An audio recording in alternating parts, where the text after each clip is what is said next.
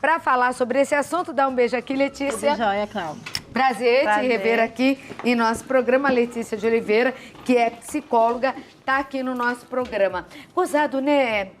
Quer dizer, de gozado não tem nada. Gozado é modo de falar, né? Como a tragédia mexe com o ser humano. A gente percebe o quanto vulnerável a gente é. Parece que você não acredita, parece que você quer ouvir. Até que chega uma hora que você fala, chega disso, né? Tá todo mundo na escola, né? O lugar que você acha que é seguro. E acontece o que aconteceu, né, em Parece que você Suzano. tá assistindo um filme, diz que um policial, eu até li a respeito de uma declaração que ele deu, um daqueles que trabalhou lá, né? Enfim, falou, parece que eu estava dentro de um filme americano. Eu me senti no cenário de um filme americano. Porque essas coisas a gente só via acontecer lá fora. Não era tão comum aqui, né? E tem acontecido. Tem acontecido. Até em cinema, em outros locais.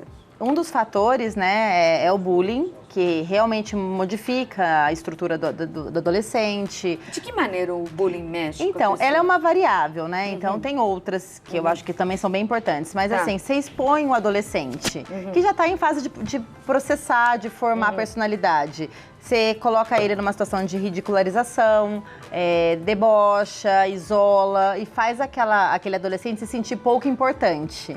Né? O ataque foi uma tentativa de se sentir importante no mundo. Todos iam falar dele. De alguma forma eu vou ser notado, né? Se não pelo bem, pelo mal. Então você acaba gerando essa angústia, essa frustração, essa revolta em muitos adolescentes que sofrem bullying. Tanto é que ele chegou a matar o próprio tio, não é? Ele, né? Eu acredito que ele se sentiu ali também exposto ou punido pelo tio. Porque às vezes a família pratica bullying também. Ou às vezes não sei se é o né? caso, mas muitas vezes o bullying acontece não é só na escola, é dentro de casa. E a gente demora para perceber o que é o bullying. A gente, né, fala bullying, uma coisa muito grande. Às vezes você chama de um apelido, né, cabeção, baleia, seu burro. Isso tudo é uma forma de exposição. E que para algumas pessoas afeta muito, né? Para outras, talvez não afete tanto. A mãe consegue desconfiar quando a criança ou o adolescente está sofrendo bullying na escola? Consegue, porque o comportamento da criança muda muito. Ela fica mais reclusa, ela não quer se expor, ela não quer falar. Ela tem vergonha de falar e ser punida. Então, não quer mais ter amigos, prefere os jogos. Então, tem algumas mudanças, assim. Às vezes diminui o apetite, aumenta a quantidade de sono. Então, algumas dicas aí que a gente pode observar de mudança de comportamento. Agora, de que maneira, Letícia, um acontecimento como esse, né, que ocorreu em Suzano, como isso impacta na vida das crianças e dos adolescentes que têm que voltar a frequentar a sua escola, entendeu? Que ficam apavorados, e até das mães, que ficam com medo, porque até então a escola me parecia um local seguro. Arrumei uma creche, posso trabalhar em paz, tranquila, não é? né? Tranquila. Mas tem idade, é assim, né? Depois, meu filho tá na escola, eu tô sossegada, então agora posso fazer as minhas coisas, porque ele estuda. É assim que você ouve, né? A manhã inteira, a tarde toda, eu tô tranquila, porque agora acabou a tranquilidade. Agora tá um pavor geral, né? Então, assim, essa sensação de alerta, Clau, ela é comum. E não tem como a gente não ficar em alerta. Porque tá todo mundo vulnerável mesmo, não tem o que eu vou fazer para me sentir mais protegida? Eu vou até a escola, eu converso, acho que grupos de conversa, de debate com psicólogos são legais, são bacanas. Eu entender um pouco o contexto da escola, os pais participarem um pouco mais das ações da escola é bem legal, mas enfrentar esse momento precisa ser enfrentado, né? Eu vi que a escola mudou a fachada, né, a Raul Brasil. Algumas coisas que podem ser feitas para tirar aquele visual que eles saíram, né? Que aqueles alunos saíram. Mas tá junto com a mãe passando segurança, vai lá, fica o tempo necessário, conversa com os diretores, professores, auxilia psicologicamente, mas a gente tem que enfrentar, porque estamos todos vulneráveis sim, né? E assumir isso é muito difícil para o ser humano. Agora, vamos por partes, então. Aqueles que trabalham na escola, porque aí você tem um monte de gente preocupada. Sim. Primeiro, lógico, sofrendo mais, os que vivenciaram aquilo, presenciaram de alguma maneira, ou participaram da cena de horror, Sim. né? De uma forma explícita mesmo, como alguns ainda estão hospitalizados, e como os outros que vão ter que prosseguir com a vida, ou naquela, ou em outra escola, mas Sim. vão ter que frequentar. Por partes, então, professores, né, que se sentem ameaçados. Já não bastava o que estava acontecendo. Aluno entrar armado, aluno ameaçar professor, aluno bater na cara de professor, né, que deveria ser uma das profissões mais bem pagas, bem pagas. Não, e outra, elogiadas, né, respeitada e é tratada dessa maneira. Agora, mais esse agravante ainda. Não, eles ficam muito mais ansiosos, muito mais inseguros. Isso passa para os alunos? Ah, com certeza. A figura do professor é a figura que a gente espelha, né? Ele que vai passar pra gente uma sensação de segurança. Então, ele já era inseguro, ele já tinha toda a ansiedade de entrar em sala de aula. Agora, né, ligou um alerta. Um alerta que alguns professores, eu imagino, que vão, né, dar conta e enfrentar, né? Não só naquela escola, não só com aqueles, né? em todas, não. E outros, eu acho que, né, muito provavelmente, ou muito possivelmente, vão mudar de carreira ou vão decidir por uma outra opção. Porque tem gente que realmente vai ter tanto efeito, uma crise de ansiedade, uma crise de pânico, que talvez, né, não deem conta de enfrentar, de prosseguir. E olha que nós estamos falando aqui, né, de Suzano, que é um belo município e tudo. Sim. Se você pega mesmo ali em São Paulo, capital, tem professor que dá aula em colégios distantes na periferia, Sim. sem condições quase nenhuma de trabalho, que já foram assaltados na porta da escola, né, que já tiveram armas apontadas para sua cabeça ali quando deixam os seus carros, né? E imagine então nesses locais como devem estar mais apavorados ainda. E é o momento de você realmente procurar uma terapia e repensar o quanto está te custando, né? Porque a gente acha que está inseguro, mas quando acontece um fato como esse, que a gente se depara mesmo com a insegurança. Vale a pena, não vale a pena? Vale a pena você se estruturar para enfrentar? Vale a pena você trocar, né, e ficar em casa, né, dar uma aula particular, fazer uma coisa que se sinta mais seguro? Eu acho que para cada caso, né, um direcionamento aí. Olha, eu vou te falar uma coisa, se a gente fosse pensar direito, nem sair de casa, podia cair um avião em cima da casa ainda, não é? É verdade. Então, quer dizer, tem que tocar a vida de alguma maneira, porque acontece de tudo. A gente está exposto o tempo todo. Está exposto o tempo todo e agora em todos os lugares mesmo. É por isso, Cláudia, que gera essa curiosidade, porque a gente quer entender qual que é a brecha, como que eu posso me proteger. Tem uma empatia, né, pelas pessoas que, né, faleceram, pelas famílias todas, mas também tem será que o portão estava fechado? Será que se tivesse um segurança? A gente tenta se precaver para ficar se sentindo um pouco mais blindado, o que na verdade é um engano nosso. A gente está vulnerável o tempo todo. Tá.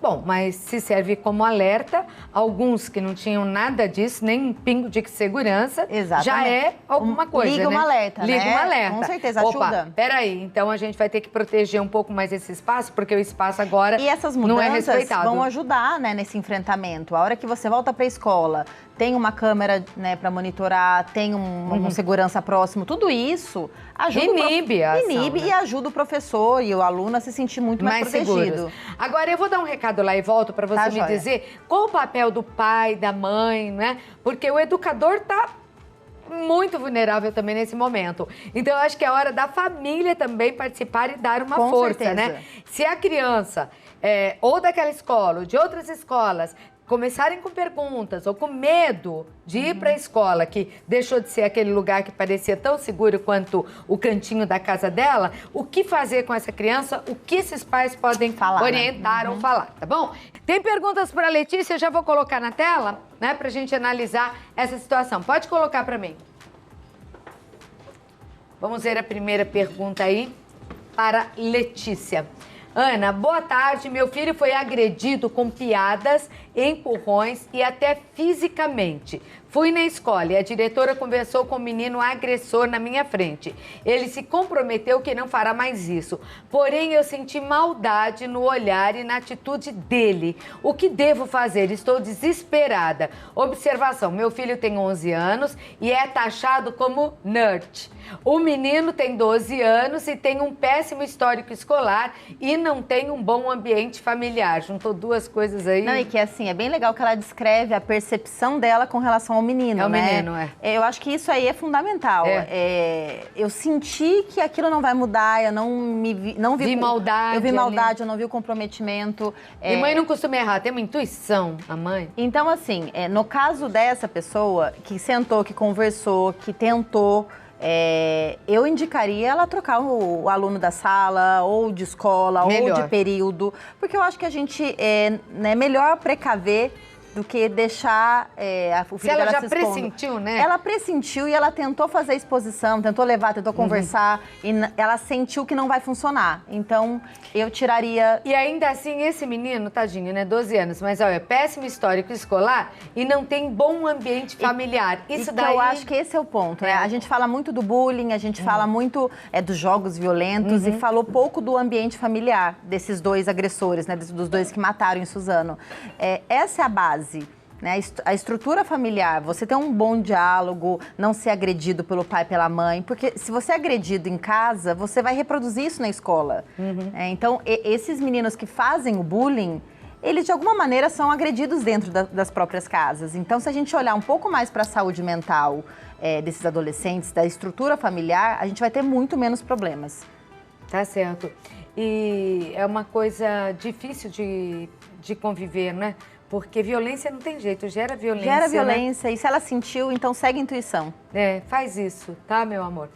Aline, boa tarde, Claudete. Tenho o quê? Tenho minha moça, que está, a mocinha dela, está com 13 anos e não sei como conversar com ela, pois ela já se acha adulta. Converso com ela, mas ela não aceita, faz coisas erradas, tipo na internet. Sinto até vergonha em falar. Por favor, me orienta um pouco sobre como fazê-la ver que não é adulta. Bom, isso daí é um problema, viu? Porque... É complexo, né? É complexo. Olha, gente, mudou tanto a vida, mudou tanto a vida. Você acredita? Eu apresentava programas de televisão a tarde inteirinha. Eu tinha 15 anos e eu dormia com boneca. Agora, meu Deus, com 11 anos, elas são mulheres, não é? Já se sentem adultas independentes. Já se sentem, foge de casa, combina coisa pelo computador, cai na conversinha. Eu acho que, você falou dos jogos, eu acho que fiscalizar a internet, saber, botar regras, não seria uma saída, Letícia? Concordo plenamente. Porque você não sabe com quem eles estão falando. E tem pais que também delegam agora a TV e a internet o conversar com o filho. Não, e tá seguro, porque tá dentro de casa. Não tá seguro. Não tá seguro. E assim, se você dá muita liberdade com relação a jogos, a internet, a rede social, você tá deixando a criança se sentindo de fato adulta, empoderada. Né? Porque eu mexo, eu sei, eu converso, eu tenho acesso a um monte de coisa. E a mãe sabe que com 13 anos é criança, mas elas se sentem adultas. Então o negócio não é provar para a filha dela que ela não é, né? Não é adulta, porque vai virar uma discussão que não vai ter fim, né? Realmente colocar limites. Impor limites. Talvez estejam faltando limites para ela dentro de casa, não só com o computador, com a internet, com outras coisas. Qual é a responsabilidade dessa criança em casa? Né? Então, assim, ela ajuda em casa, ela tem as funções dela, porque é muito fácil me sentir adulta sem comprometimento de adulto. Então, o diálogo e eu acho que realmente colocar mais limites. Assim, deveres. Deveres. Se ela pode ter um celular, por exemplo, ou entrar na internet, ela deve alguma coisa também. Ela deve alguma coisa. Ela tem que ajudar na casa, ela tem que fazer Exatamente. tal coisa para merecer a outra. Esse lazer, né, que seria a rede social e a internet. Então, porque aí quando a gente começa a se comprometer, a gente começa a ficar mais consciente das nossas obrigações. Tá. E limitar tempo? Eu acho legal. Mas assim, eu não acho um tempo determinado. Cada casa tem, né, tem que ter um tempo. Então, assim, eu acho que 2 horas tá legal. Não, eu acho que ela faz trabalho escolar também usando a internet. Então tem um pouco mais, um pouco menos.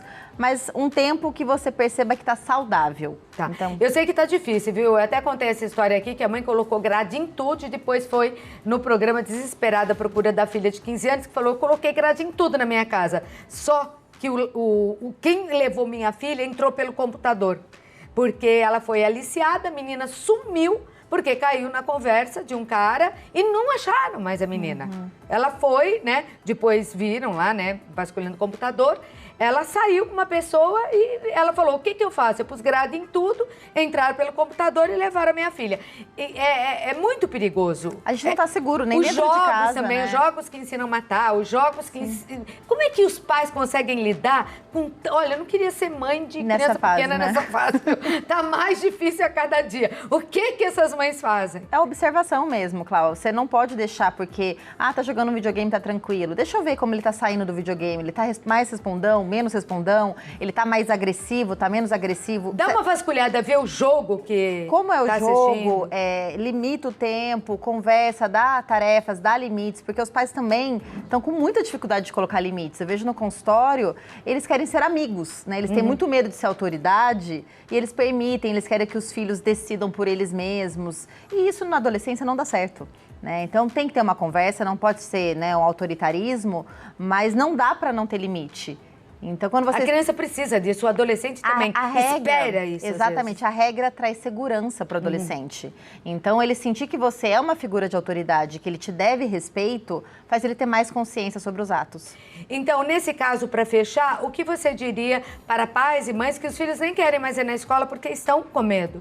Sentar, conversar, contar o mínimo possível e tirar um pouco da informação do que aconteceu. Então, mudar de canal, tá passando uma matéria sobre... As crianças não têm que estar expostas a tudo que aconteceu, ao cenário da escola. Então, quanto menos informações eles tiverem, melhor.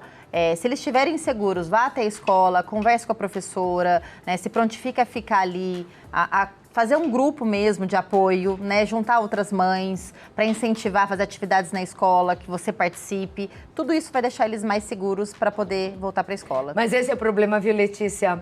Porque eu não sei como as pessoas conseguem, mas o que mais se vê é um mandando vídeo para o outro de tragédias. Exatamente. Como né? essa que aconteceu. Até para as crianças, né? O que é um pesadelo maior ainda. Um vai passando pro outro, olha, você viu o vídeo lá, olha o que aconteceu. E vai alarmando com mais certeza. ainda. Então, o que você conseguir controlar desses vídeos, desse acesso à informação... Melhor.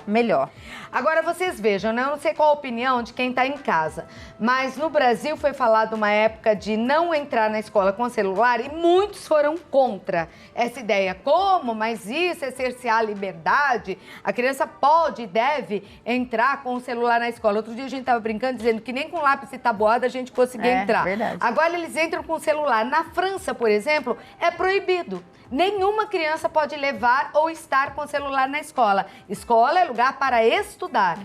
Usar o celular é de acordo com os pais, no tempo delimitado pelos pais.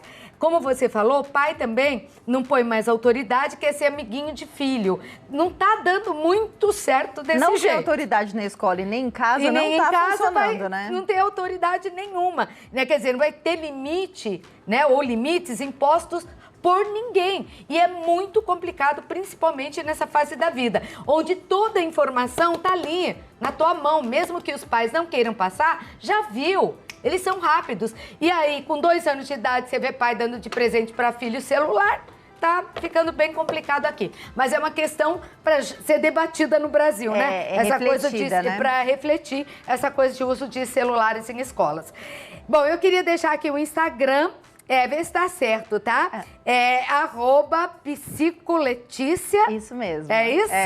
E o WhatsApp é 12 98158 5067. Eu vou repetir, 12 98158 5067. Você atende em São José? Eu atendo em São José. São José dos Campos, né? Letícia, tá aí na tela. E você tem artigos, tem coisas no Instagram? Tem tudo lá. Postagem, dicas, stories. Eu dou todo dia alguma dica lá. Beleza, tá então bom? dá uma entradinha lá pra constar, tá?